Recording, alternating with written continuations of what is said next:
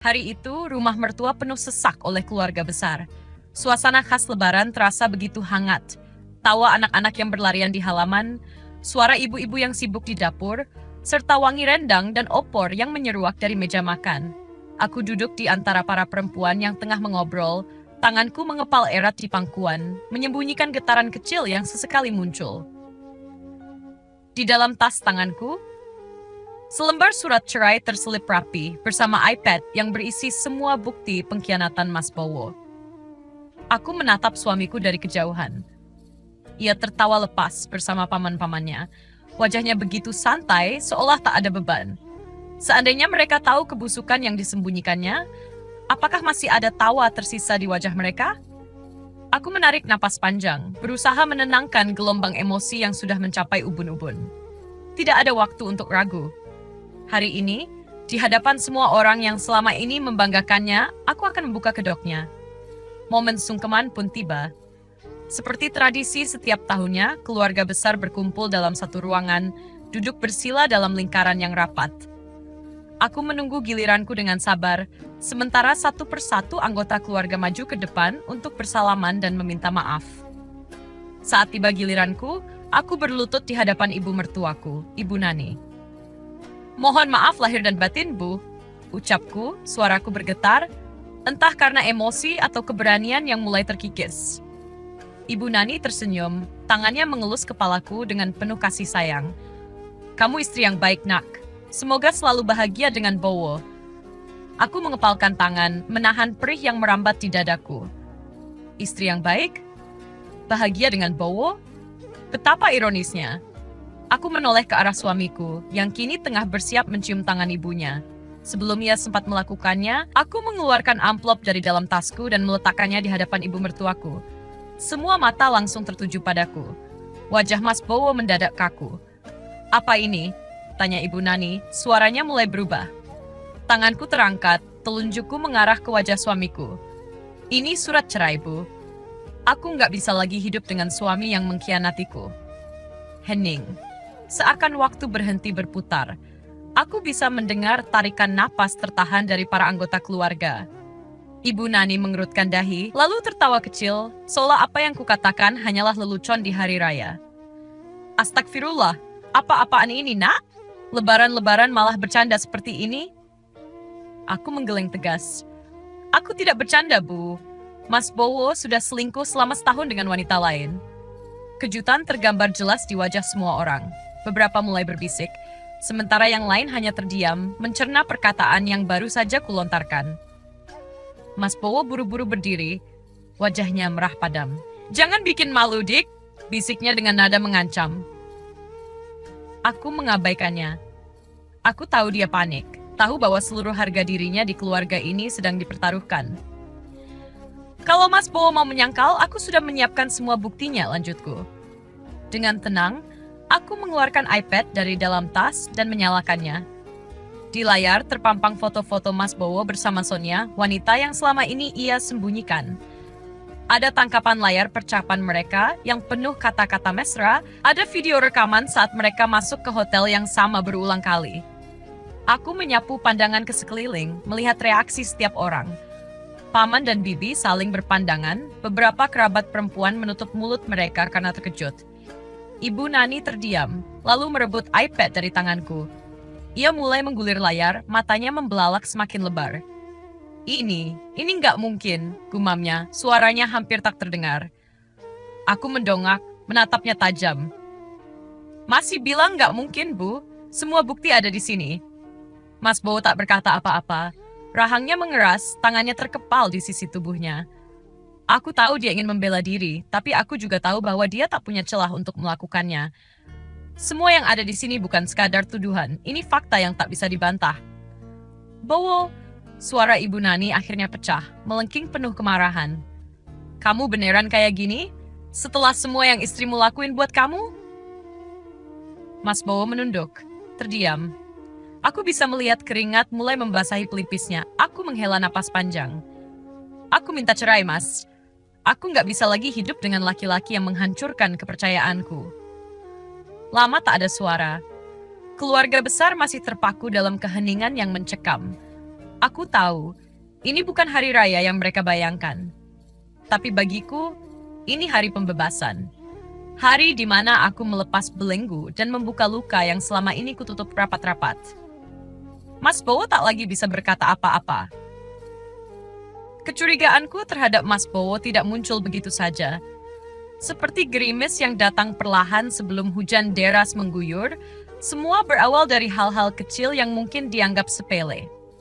Tapi bukankah pengkhianatan memang selalu meninggalkan jejak, sekecil apapun? Aku tidak ingin berpikir buruk, tidak ingin menaruh prasangka pada suami yang telah menemaniku bertahun-tahun. Namun, kebohongan itu seperti serpihan kaca yang tertanam dalam kulit, semakin dibiarkan, semakin menusuk dan menyakitkan. Aku mulai menyadari ada yang berubah sekitar setahun yang lalu. Mas Bowo, yang biasanya selalu pulang tepat waktu, mulai sering pulang larut malam. Dulu, ketika matahari mulai tenggelam, dia sudah ada di rumah, duduk di sofa sambil menonton berita atau mengajakku mengobrol tentang pekerjaannya di kantor. Tapi entah sejak kapan, kebiasaannya itu menghilang. Malam-malamku mulai kuhabiskan sendiri di meja makan, menatap piring kosong yang sengaja kubiarkan tak tersentuh. "Lembur lagi, Mas?" Tanyaku suatu malam saat dia pulang hampir tengah malam. Dia hanya mengangguk, melemparkan tas kerja ke sofa, dan langsung berjalan menuju kamar. Tidak ada ciuman di kening seperti biasanya. Tidak ada obrolan singkat tentang hari yang telah berlalu. Aku mengikuti langkahnya, ingin menanyakan lebih lanjut, tapi yang kudapat hanya punggungnya yang membelakangiku. "Kerjaan makin numpuk ya?" Dia menghela napas, melepas jam tangan dan membantingnya ke meja rias. "Iya, banyak proyek baru," jawabnya singkat. Aku diam memperhatikannya. Ada sesuatu yang tidak biasa. Mata lelahnya, nada suaranya yang terdengar jenuh, dan gerakan-gerakannya yang lebih kasar dari biasanya. Aku ingin percaya bahwa memang itulah alasannya, bahwa dia memang sesibuk itu. Tapi jauh di dalam hati, ada perasaan ganjil yang tak bisa kuabaikan. Seiring berjalannya waktu, perubahan itu semakin jelas. Mas Bowo yang dulu penuh perhatian mulai terasa dingin. Dulu dia selalu menanyakan keadaanku, apakah aku sudah makan, bagaimana hariku berjalan. Kini, obrolan kami hanya sebatas hal-hal teknis, tagihan listrik yang harus dibayar, siapa yang harus menjemput laundry, atau undangan pernikahan yang harus dihadiri. Aku merindukan percakapan panjang kami, tawa yang dulu begitu mudah pecah. Tapi semakin aku berusaha mendekatinya, semakin dia menjauh. Lalu, dia mulai mudah marah. Hal-hal kecil yang dulu tak pernah dipermasalahkan tiba-tiba menjadi pemicu pertengkaran. Aku yang menaruh gelas di tempat yang salah, aku yang lupa membeli roti favoritnya, aku yang terlalu lama menelpon ibuku, semuanya bisa membuatnya menghela napas panjang dan menggelengkan kepala seakan aku begitu menyebalkan. "Aku capek, Dick. Bisa nggak jangan bikin ribet?" Kata-katanya semakin sering terdengar. Aku menelan ludah, menahan diri untuk tidak membalas, meski dadaku mulai sesak. Aku ingin bertanya, ingin tahu apa yang mengubahnya, tapi aku juga takut mendengar sesuatu yang sebenarnya sudah kurasakan. Lalu, pada suatu sore, aku menemukan sesuatu yang membuat jantungku berdebar keras. Hari itu, aku baru saja selesai belanja bulanan. Aku berjalan ke garasi untuk memasukkan beberapa barang ke dalam mobil. Saat aku membuka pintu mobil Mas Bowo untuk menaruh tas belanja, wangi menyengat menyapaku. Bukan wangi khas parfum Mas Bowo, bukan bau kulit jok mobil yang sudah kuhafal di luar kepala. Ini berbeda. Wangi manis dan lembut, terlalu feminin untuk seorang pria. Aku mengerutkan kening, mendekatkan hidungku ke jok penumpang. Aroma itu begitu jelas. Seakan seseorang baru saja duduk di sana beberapa menit yang lalu. Aku menutup pintu perlahan, jantungku berdetak lebih cepat. Apakah ini hanya kebetulan? Apakah mungkin parfum ini berasal dari rekan kerja wanitanya? Aku berusaha mengabaikannya, berusaha berpikir logis. Tapi malam itu, saat Mas Bowo masuk ke rumah, aku mencium aroma yang sama di bajunya. Dan kali ini, firasatku mengatakan ada sesuatu yang salah. Aku mulai mencari bukti. Awalnya aku tidak ingin melakukan ini, tidak ingin menjadi istri yang bersikap seperti detektif di rumah sendiri. Tapi aku tidak bisa membohongi perasaan yang terus mengusikku. Aku mulai lebih memperhatikan ponsel Mas Bowo. Dulu, dia selalu membiarkan ponselnya tergeletak begitu saja di meja atau di sofa. Tapi kini, ponselnya selalu dalam genggaman, atau jika tidak, pasti berada di saku celananya. Saat mandi pun, ponsel itu ikut masuk ke kamar mandi. Pernah suatu malam, aku pura-pura tertidur di sampingnya. Aku menunggu hingga napasnya melambat, hingga tubuhnya benar-benar rileks. Perlahan, aku meraih ponselnya yang tergeletak di atas nakas. Layarnya terkunci tentu saja. Aku menekan beberapa kombinasi angka, tanggal lahirku, tanggal pernikahan kami, bahkan kombinasi lain yang biasa dia gunakan. Tidak ada yang berhasil. Tapi kemudian aku melihat notifikasi di layar. Sebuah pesan masuk. Hanya satu kata. Sayang. Dada ini seakan dihantam sesuatu. Aku tak tahu siapa yang mengirimnya. Aku tak tahu apa isinya. Tapi satu kata itu cukup untuk membuat tanganku gemetar. Aku meletakkan kembali ponselnya perlahan, kembali berbaring di tempat tidur. Air mataku mengalir begitu saja membasahi bantal. Aku ingin membangunkannya saat itu juga, ingin menuntut jawaban. Tapi aku tahu ini belum saatnya. Aku butuh bukti lebih. Dan sejak malam itu, aku bertekad untuk mencari tahu. Aku tidak akan tinggal diam. Aku tidak bisa lagi memejamkan mata dengan tenang. Setiap kali aku mencoba tidur, kata-kata di layar ponsel Mas Bowo berputar-putar di kepalaku. Sayang. Kata itu terlalu intim, terlalu dalam untuk diberikan kepada seseorang selain aku. Tapi kenyataannya, Mas Bowo memberikannya pada perempuan lain. Aku menunggu kesempatan. Aku tahu Mas Bowo terlalu hati-hati dengan ponselnya, tapi tidak ada orang yang bisa terus waspada sepanjang waktu. Aku mulai memperhatikan kebiasaannya, kapan dia paling lengah, kapan dia meletakkan ponselnya tanpa mengawasi. Aku belajar bersabar, dan malam itu kesempatan itu datang. Mas Bowo tertidur lebih cepat dari biasanya. Seharian dia terlihat sibuk dengan ponselnya, sesekali tersenyum kecil saat membaca pesan. Aku hanya diam, berpura-pura tidak peduli, meski hatiku sudah berteriak ingin merampas benda itu dari tangannya. Saat napasnya mulai berat, aku bergerak pelan. Aku mengambil ponselnya dari nakas, menahan napas saat layar menyala. Sidik jarinya masih tersimpan di sistem keamanan. Dengan tangan gemetar, aku menyentuhkan jari Mas Bowo ke layar. Dan di sanalah semuanya terungkap. Percakapan dengan seorang perempuan bernama Sonia memenuhi layar. Aku menggulir layar, membaca setiap pesan satu persatu. Aku kangen, kapan kita ketemu lagi? Tenang, istriku nggak curiga. Aku bilang aja ada dinas luar kota. Aku suka parfum yang kamu kasih. Baunya masih nempel di bajuku. Jangan lupa kita dinner di tempat biasa, aku pesan meja buat kita. Tanganku gemetar hebat. Napasku tercekat, dadaku sesak oleh rasa sakit yang tak bisa kuungkapkan. Setiap kata yang tertulis di layar itu seperti belati yang mengoyak hatiku. Aku menekan ikon kamera di ponselku sendiri dan mulai mengambil screenshot satu persatu. Aku tidak boleh kehilangan bukti ini. Aku harus memastikan semua ini tersimpan. Percakapan mereka, foto-foto yang dikirim Mas Bowo, termasuk satu foto Sonia yang berpos manja dengan gaun merah, semua kuhimpun dalam satu folder. Tanganku masih belum berhenti bergetar ketika aku menemukan ikon panggilan suara. Aku membuka daftar panggilan. Nama Sonia ada di sana berkali-kali. Aku menelan ludah. Aku harus tahu sejauh apa hubungan mereka. Aku menekan ikon rekam di ponselku, lalu dengan hati-hati menekan tombol panggil pada nama Sonia. Suara sambungan berdering. 1 detik, 2 detik. Halo, sayang. Suara seorang perempuan terdengar di seberang. Aku menutup mulutku sendiri agar tidak mengeluarkan suara. Kamu udah tidur? Lanjutnya, suaranya manja. Aku kangen. Aku segera menutup panggilan sebelum Sonia sadar bahwa itu bukan Mas Bowo yang menelepon. Aku menghembuskan napas panjang, tubuhku lemas. Tapi aku tahu ini baru permulaan. Aku butuh bantuan. Pagi harinya, aku menemui sahabatku Lila di sebuah kafe kecil di pinggir kota. Lila adalah orang yang paling bisa kupercayai, seseorang yang selalu ada dalam hidupku sejak kami masih remaja. Aku butuh bantuanmu, ucapku. Suaraku nyaris berbisik. Lila menatapku lama. Bantu apa? Aku membuka ponsel dan menunjukkan semua bukti yang sudah kukumpulkan semalaman. Lila terdiam, Matanya bergerak cepat membaca setiap chat. Saat dia selesai, dia mendesah panjang dan meraih tanganku. Brengsek, gumamnya. Aku selalu nggak suka sama dia, tapi aku nggak pernah nyangka dia sebusuk ini.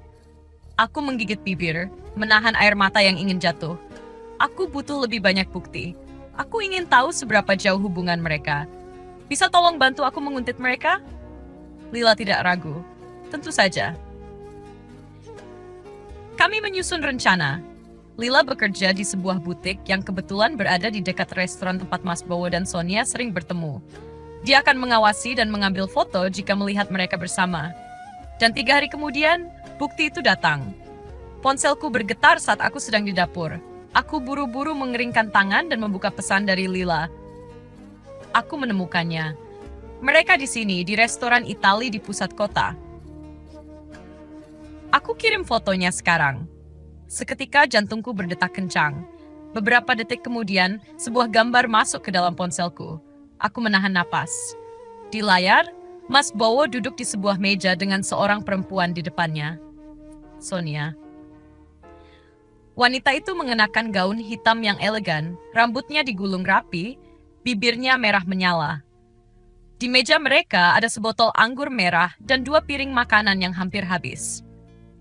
Tapi yang paling membuatku nyaris muntah adalah tangan Mas Bowo yang menggenggam tangan Sonia di atas meja.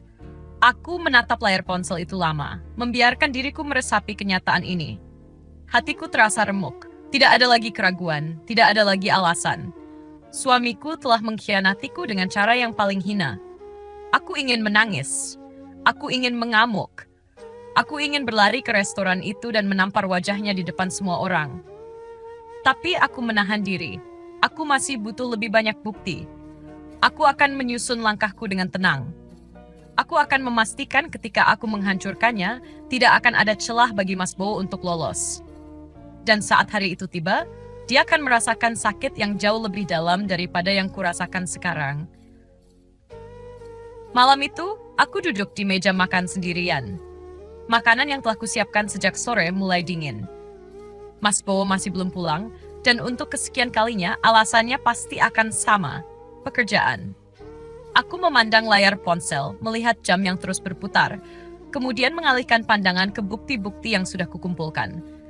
Tanganku mengepal di atas meja. Aku tidak bisa terus diam. Begitu mendengar suara deru mobil masuk ke garasi, aku menarik napas dalam dan mempersiapkan diri. Kali ini, aku tidak akan membiarkannya lolos. Mas Bowo masuk ke rumah dengan langkah santai, seolah-olah tidak ada yang salah. Kemeja putihnya masih rapi, hanya sedikit berkerut di bagian lengan. Wangi parfum yang asing kembali menyeruak, menyisakan bau manis yang bukan milikku. Kamu baru pulang? Tanyaku pelan, mencoba menjaga nada suara tetap tenang. Dia mengangguk tanpa menatapku. Lembur, banyak kerjaan. Aku tersenyum tipis, lalu bangkit dari kursi, berjalan perlahan ke arahnya. Kerjaannya apa? Tanyaku, mataku tak lepas menatapnya. Proyek baru, jawabnya cepat, meletakkan tas kerja ke sofa.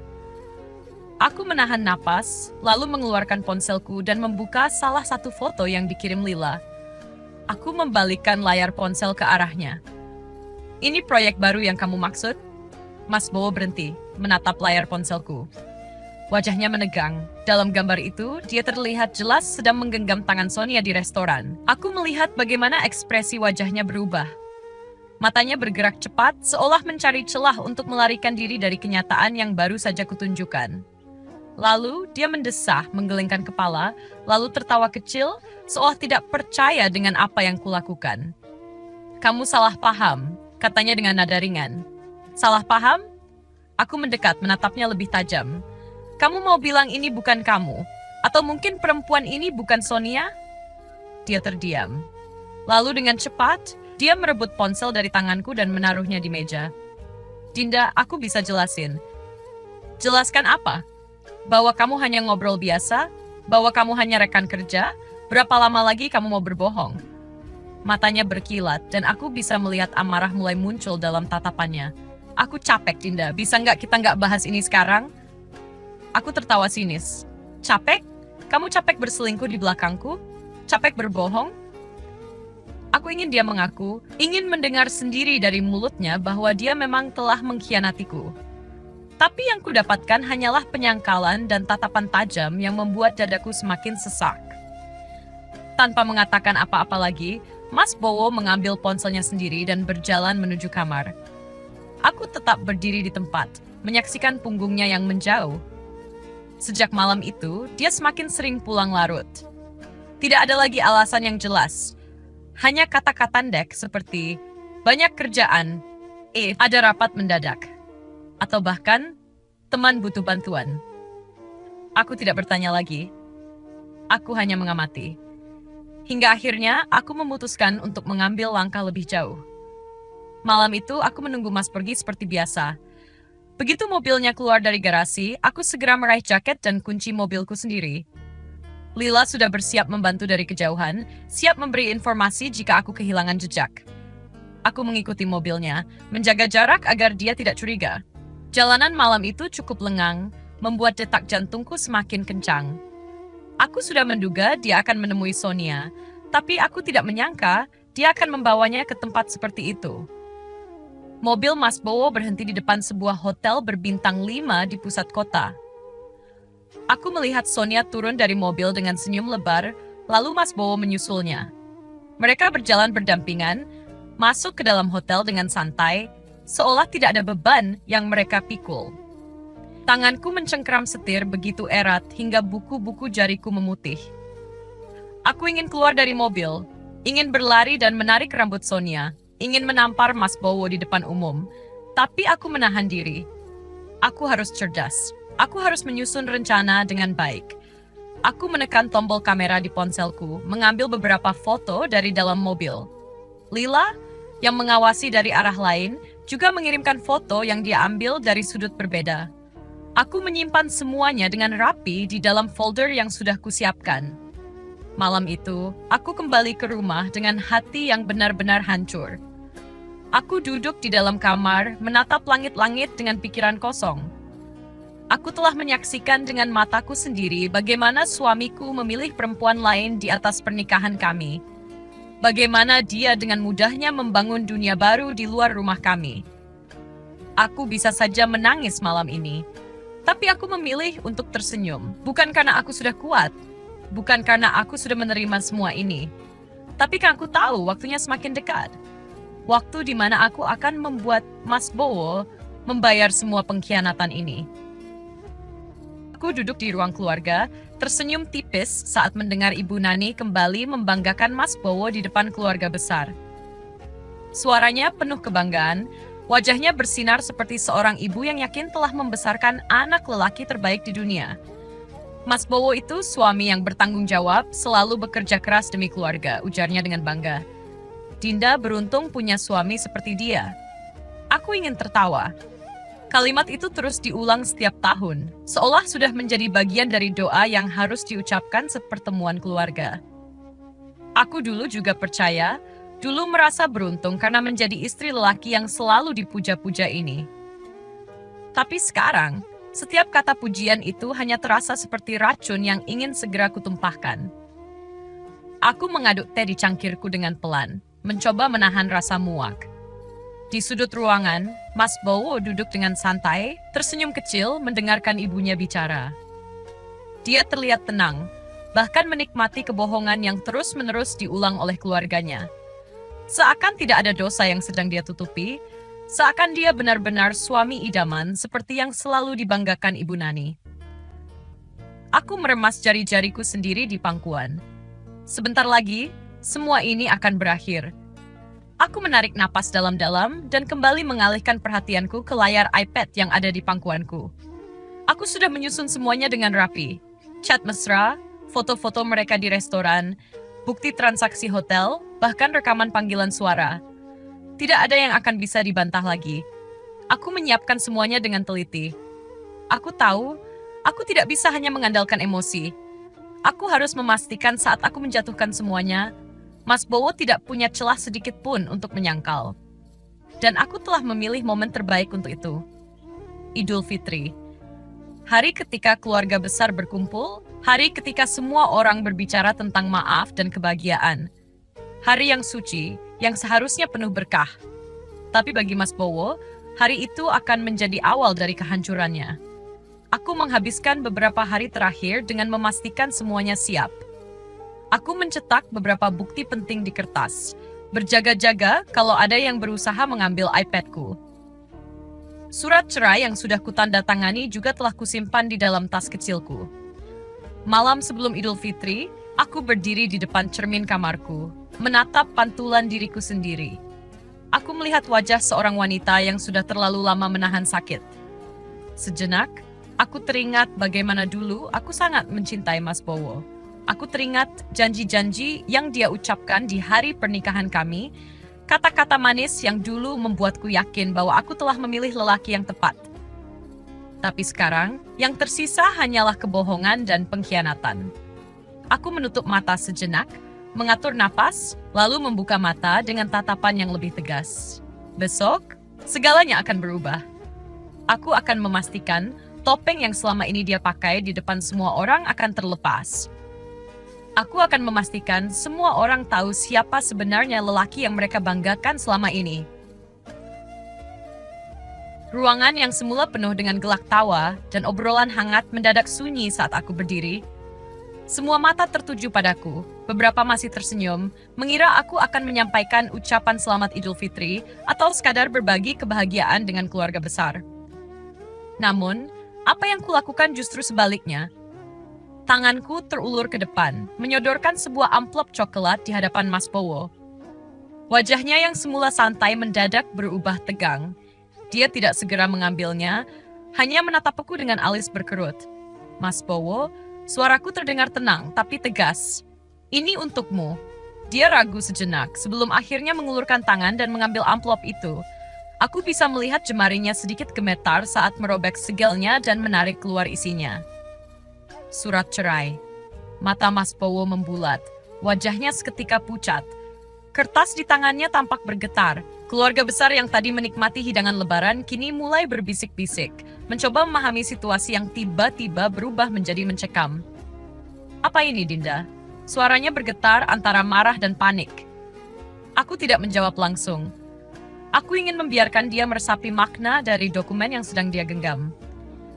Keheningan yang menyesakkan memenuhi ruangan sebelum akhirnya terdengar suara berat dari sudut ruangan.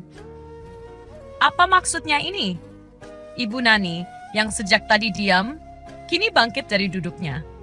Wajahnya penuh keterkejutan dan kemarahan. Aku menatapnya sejenak sebelum mengalihkan pandanganku kembali ke Mas Bowo.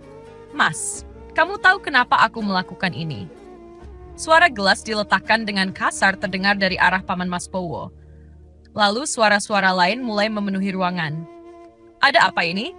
Kok tiba-tiba ada surat cerai? Ini pasti cuma salah paham, kan?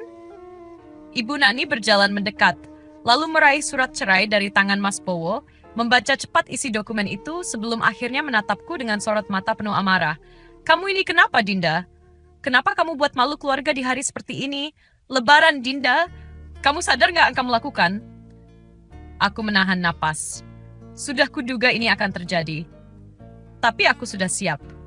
Bu, aku berkata pelan tapi dengan tekanan di setiap kata.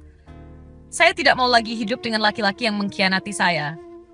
Ibu Nani mengerutkan dahi. Apa maksudmu?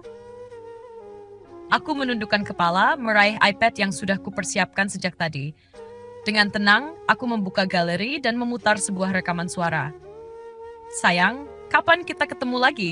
Aku kangen. Sabar dong, sayang. Nanti aku bilang ke Dinda ada dinas luar kota lagi. Suara Mas Bowo dan Sonia terdengar jelas memenuhi ruangan. Beberapa anggota keluarga menahan napas. Beberapa yang lain saling berpandangan, tidak percaya dengan apa yang baru saja mereka dengar. Mas Bowo, yang sejak tadi hanya menunduk, kini langsung bereaksi. Dia melangkah maju, mencoba merebut iPad dari tanganku, tapi aku lebih cepat. Aku mundur selangkah, tetap menatapnya dengan dingin. Dinda, hentikan! Suaranya rendah, tapi aku bisa mendengar kepanikan di sana. Aku tidak peduli. Dengan satu sentuhan, aku menggulir layar dan menunjukkan foto-foto mereka berdua. Di restoran, di mobil, bahkan di lobi hotel. Beberapa anggota keluarga mulai menggeleng-gelengkan kepala. Astagfirullah, Mas Bowo. Suara lirih dari salah satu bibi terdengar di antara keheningan. Aku beralih ke Ibu Nani, yang wajahnya kini tidak lagi sekaku tadi. Dia terlihat seperti baru saja ditampar kenyataan yang terlalu menyakitkan untuk diterima. Bu, saya tahu Ibu selalu membanggakan Mas Bowo. Suaraku lebih lembut, tapi tetap teguh. Saya tahu Ibu percaya kalau dia adalah suami yang baik. Tapi ini kenyataannya, Bu. Saya tidak bisa lagi bertahan dengan laki-laki yang sudah 1 tahun lebih mengkhianati pernikahan kami. Ibu Nani menggeleng keras, air matanya mulai menggenang. Tidak mungkin. Ini pasti ada kesalahan. Dinda, kamu salah paham. Mas Bowo nggak mungkin seperti ini. Aku mendesah, menatapnya dengan iba. Kalau ibu masih ragu, ibu bisa tanya sendiri ke Mas Bowo. Semua kepala berbalik ke arah lelaki itu, yang kini berdiri membeku. Wajahnya tertunduk, rahangnya mengeras. Bowo, suara ayahnya Pak Pram akhirnya terdengar. Suaranya dingin, penuh otoritas. Jelaskan. Apa ini benar? Mas Bowo tidak menjawab. Tenggorokanku terasa kering saat melihat pemandangan di depanku. Lelaki yang selama ini begitu dibanggakan kini tak lebih dari seorang pria yang tertangkap basah dengan segala kebusukannya. Aku menunggu, tapi dia tetap diam. Jawab, Bowo. Pak Pram membentak. Mas Bowo menelan ludah. Aku bisa melihat dia mencari alasan, mencari cara untuk menghindar. Tapi dengan semua bukti yang telah kutunjukkan, tidak ada jalan keluar lagi. Akhirnya dengan suara nyaris tak terdengar, dia berkata, Aku hilaf. Seketika suasana di ruangan berubah semakin dingin. Ibu Nani memucat, lalu jatuh terduduk di sofa. Beberapa anggota keluarga menghela napas panjang, beberapa lainnya hanya bisa menggeleng. Aku menatap suamiku untuk terakhir kalinya, lelaki yang dulu kucintai dengan segenap hati. Aku sudah memaafkan, Mas, ujarku lirih. Tapi aku tidak bisa melupakan. Dan aku tidak akan bertahan dengan lelaki yang tidak bisa menjaga kesetiaan. Aku mengambil surat cerai dari tangan Ibu Nani, lalu menyerahkannya kembali ke Mas Bowo. Selamat Idul Fitri, kataku pelan, lalu melangkah pergi. Di belakangku, suara isak tangis dan bisikan masih terdengar, tapi aku tidak peduli lagi. Untuk pertama kalinya dalam setahun terakhir, langkahku terasa ringan. Aku meninggalkan ruang keluarga dengan langkah mantap, tapi suara gaduh masih terdengar di belakangku. Perdebatan pecah di antara keluarga Mas Bowo. Ada yang membelaku, tapi tak sedikit yang tetap berpihak padanya. Seolah apa yang telah kulakukan barusan hanyalah drama yang tak perlu. Apa-apaan ini, Bowo? Benar kamu selingkuh? Suara keras Pak Pram menggema. Mas Bowo, kenapa kamu tegas sama Dinda? Sahut Tante Ririn, adik iparnya, dengan nada kecewa. Namun, di tengah-tengah suara kekecewaan itu, ada juga yang justru menyalahkanku. Dinda, kamu ini keterlaluan. Kenapa harus mempermalukan suami sendiri di depan keluarga besar? Suara salah satu sepupunya, Mbak Tuti, tajam menegurku. Aku berhenti sejenak, menoleh dengan tatapan dingin. Keterlaluan? Aku mengulangi kata itu, merasakan getir di lidahku. Aku hanya menunjukkan kebenaran. Harusnya kalian bertanya kenapa Mas Bowo tega mengkhianati istrinya selama 1 tahun penuh. Tidak ada yang berani menjawab. Aku menghela napas. Percuma. Mereka yang sejak awal membela Mas Bowo tidak akan bisa melihat kenyataan. Aku melanjutkan langkahku, berniat mengambil tas dan meninggalkan rumah ini selamanya, saat ponselku bergetar. Sonia, aku menatap nama itu di layar. Hatiku tidak bergetar lagi. Tidak ada lagi kemarahan seperti dulu. Hanya kehampaan. Pesan yang muncul begitu singkat, tapi cukup untuk membuatku tersenyum miris. Akhirnya kamu menyerah juga. Harusnya dari dulu, Din. Aku nggak perlu repot-repot sembunyi lagi. Sialan. Aku merasakan dorongan kuat untuk membalas dengan kemarahan, tapi aku menahan diri. Aku tidak akan memberinya kepuasan melihatku kehilangan kendali. Jari-jariku bergerak di layar, mengetik balasan yang lebih dingin dari es. Aku tidak menyerah. Aku hanya membebaskan sesuatu yang memang sudah busuk dari dulu. Kamu boleh ambil Mas Bowo. Anggap saja hadiah lebaran. Ku kirim pesan itu dan langsung memblokir nomornya. Tidak ada gunanya berlama-lama menghadapi perempuan yang berani merebut suami orang dan masih merasa menang. Ketika aku kembali ke ruang tamu untuk mengambil tasku, Aku melihat pemandangan yang tak pernah kubayangkan sebelumnya. Ibu Nani duduk di sofa, wajahnya basah oleh air mata. Tangannya meremas kertas surat cerai yang tadi kuberikan. Matanya berkaca-kaca saat melihatku. Dinda, suaranya parau. Ibu nggak percaya. Powo, suaranya terhenti, seperti ada gumpalan pahit yang sulit dia telan. Bowo bukan anak seperti itu. Aku menatapnya tanpa ekspresi. Tapi itu kenyataannya, Bu. Dia menggeleng seolah masih ingin menolak kenyataan yang telah kupaparkan dengan gamblang. Namun, air matanya terus mengalir dan tubuhnya bergetar. Aku tahu, ini pertama kalinya dia melihat putranya tidak seperti yang selalu dia banggakan. Ibu selalu pikir Bowo suami yang baik. Ibu selalu pikir dia lelaki yang bertanggung jawab. Isaknya semakin keras, tangannya meremas wajahnya sendiri. Tapi ternyata, aku tidak mengatakan apa-apa. Bagaimanapun, aku masih manusia. Aku tidak bisa sepenuhnya merasa puas melihat ibu mertua yang dulu selalu membelanya, kini justru menangis dalam kesedihan. Aku bisa saja marah karena dulu dia lebih percaya pada anaknya daripada aku. Tapi saat ini, aku memilih untuk tidak menyimpan dendam. Aku menarik napas, lalu berkata dengan suara pelan, "Ibu, aku sudah berusaha mempertahankan pernikahan ini, tapi yang berkhianat bukan aku." Ibu Nani menatapku lama, lalu menundukkan kepalanya dalam-dalam. Untuk pertama kalinya, dia tidak punya pembelaan untuk putranya sendiri. Aku pun tidak perlu mengatakan apa-apa lagi. Tanpa menoleh ke belakang, aku mengambil tasku dan melangkah keluar dari rumah itu. Aku meninggalkan semua kepalsuan yang telah membelengguku selama ini. Aku duduk di tepi tempat tidur, di kamar yang dulu menjadi saksi kebahagiaanku bersama Mas Bowo. Mataku menelusuri ruangan itu, lemari kayu jati tempat kami dulu menyimpan baju-baju pernikahan, meja rias yang penuh dengan parfum dan perhiasan yang sebagian besar hadiah darinya, serta ranjang yang kini terasa terlalu asing. Semua terasa hampa. Pintu kamar tiba-tiba terbuka membuatku menoleh. Mas Bowo berdiri di ambang pintu dengan wajah kusut. Matanya memerah, rambutnya berantakan seperti orang yang tidak tidur semalaman. "Dinda," suaranya serak. "Bisa kita bicara sebentar?" Aku tidak menjawab, hanya menunduk dan melanjutkan mengemas barang-barangku ke dalam koper. Tanganku bergerak cepat memasukkan pakaian, buku, dan segala yang menjadi milikku. Setiap lipatan baju terasa seperti menutup lembaran masa lalu yang tak lagi layak dikenang. Mas Bowo melangkah masuk, mendekatiku. Aku minta maaf," katanya lirih. "Aku salah. Aku khilaf, Din. Aku nggak tahu kenapa aku bisa sejauh ini." Aku menghentikan gerakanku lalu menatapnya. Aku menunggu perasaan itu muncul. Kemarahan, rasa sakit, atau mungkin keraguan untuk pergi. Tapi tidak ada apa-apa, hanya kehampaan. Aku menghela napas panjang lalu berkata dengan tenang, "Kamu tahu, Mas, aku juga tahu kenapa aku bisa membiarkan diriku bertahan selama ini." Dia terdiam, menelan ludah. Aku nyesel. "Din." Suaranya lebih pelan dari tadi. "Kita bisa mulai dari awal. Aku janji." Aku menatapnya dalam-dalam. Mata itu yang dulu selalu kutatap dengan penuh cinta, kini terasa begitu asing. Dulu aku mungkin akan runtuh dalam pelukannya, menangis dan memaafkannya, berharap dia bisa berubah. Tapi tidak lagi, aku tersenyum kecil, getir. "Kamu janji?" ulangku.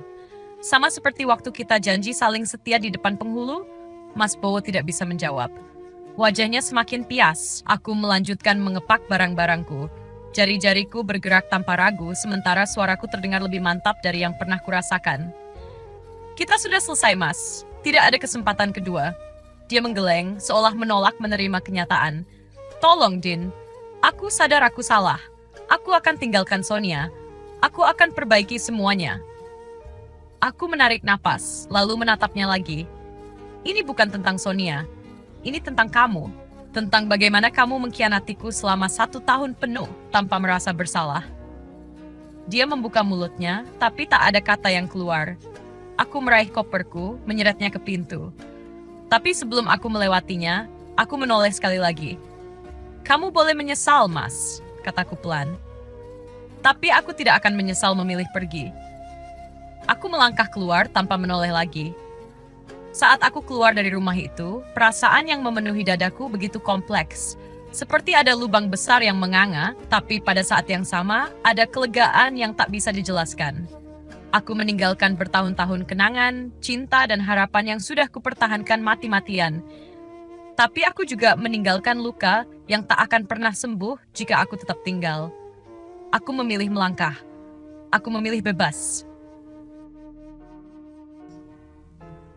Hari pertama aku kembali ke apartemen kecil yang kusewa terasa begitu asing. Ruangan ini jauh lebih sempit daripada rumah yang dulu kutinggali bersama Mas Bowo. Tapi setidaknya di sini aku bisa bernapas. Tidak ada kenangan yang mengingatkanku pada pengkhianatan. Tidak ada jejak seseorang yang pura-pura mencintaiku, sementara hatinya sudah berpaling. Aku duduk di sofa, menatap koper-koper yang masih tertutup. Seharusnya aku mulai membereskan barang-barang, tapi aku hanya bisa duduk diam. Aku mengira akan merasa bebas setelah meninggalkan rumah itu, tapi kenyataannya ada bagian dalam diriku yang masih sakit. Telepon bergetar di meja. Nama Lila muncul di layar. "Kamu baik-baik aja?" tanyanya begitu aku mengangkat panggilan. Aku menghembuskan napas. "Aku baik." "Kamu yakin?" Aku mengangguk meskipun dia tidak bisa melihatku. "Aku yakinlah." Ada jeda sejenak sebelum dia berkata, "Kalau kamu butuh apapun, kamu tahu aku ada buat kamu, kan?" Aku tersenyum tipis. "Iya, aku tahu." Setelah menutup telepon, aku berusaha menyibukkan diri dengan mengeluarkan isi koper. Setiap lipatan pakaian yang kumasukkan ke dalam lemari terasa seperti menyusun ulang kehidupanku dari awal. Tapi ternyata, memulai hidup baru tidak semudah membalik halaman buku. Beberapa hari setelah perceraian, aku mulai merasakan beban yang tak pernah kupikirkan sebelumnya. Saat masih bersama Mas Bowo, aku tidak pernah benar-benar khawatir soal keuangan. Gajiku sebagai desainer grafis cukup, tapi saat itu ada 2 penghasilan yang menopang rumah tangga. Sekarang, aku harus benar-benar mandiri. Tak hanya itu, lingkungan sekitar pun mulai berbisik-bisik. Aku bisa merasakan tatapan penuh kasihan dari tetangga dan komentar sinis dari mereka yang seolah tahu segalanya tentang hidupku. Sayang sekali ya, masa rumah tangganya hancur di hari Lebaran. Ya gimana sih? Istri yang baik harusnya bisa jaga suaminya.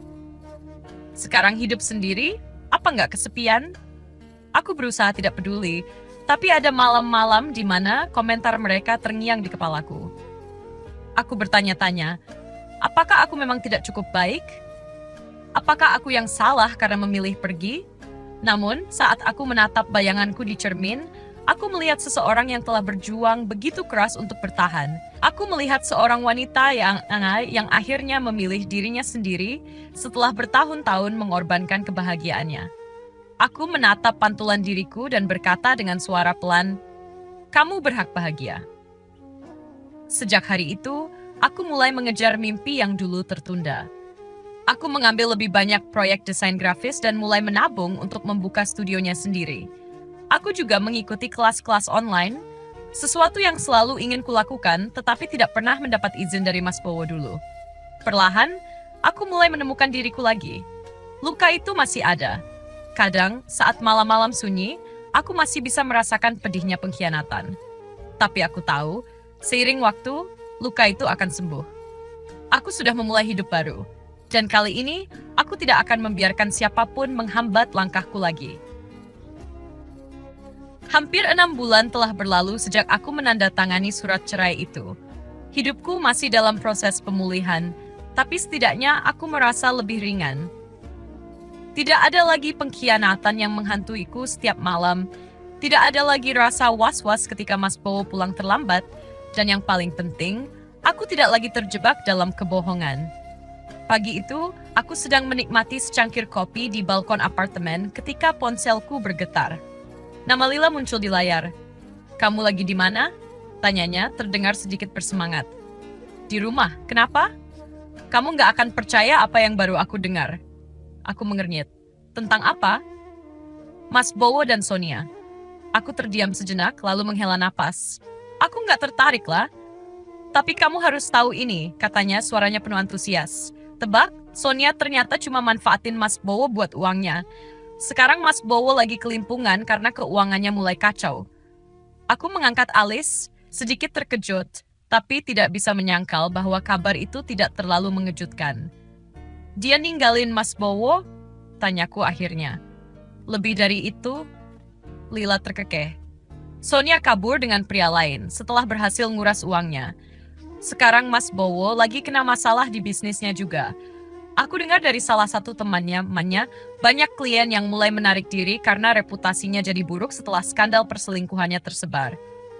Aku menggigit bibir. Ada rasa lega, tapi bukan kepuasan.